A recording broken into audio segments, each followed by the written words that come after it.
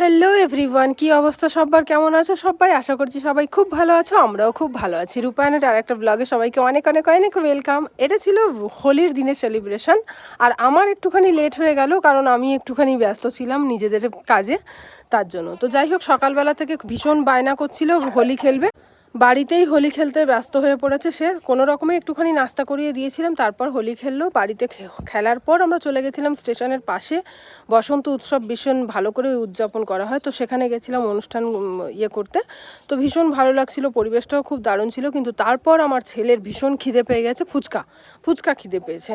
তো ওখানে যেহেতু স্টল বসানো ছিল ফুচকা, তো ফুচকা খাচ্ছিল টক জল দিয়ে। তারপর বেশ খানিকক্ষণ সেলিব্রেশন করার পর আমরা রং টং খেলার পর বাড়িতে চলে আসে স্নান, খাওয়া দাওয়া এটসেট্রা। কিন্তু বাড়িতে এসেই সে আবারও বলছিল আমি হোলি খেলবো।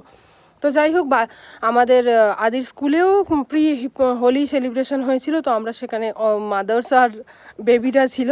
কেমন লাগলো জানিও। তারপর বাড়িতে এসেও কিছু ফটোশ্যুট করা হয়েছিল, তো আমাদের কেমন লাগলো সেটা অবশ্যই কমেন্টে জানিও। ভালো লাগলে একটা লাইক, কমেন্ট, শেয়ার করে দিও। তো চলো আপাতত টাটা। আশা করছি তোমরাও সবাই হোলি খেলেছো। তো চলো টাটা।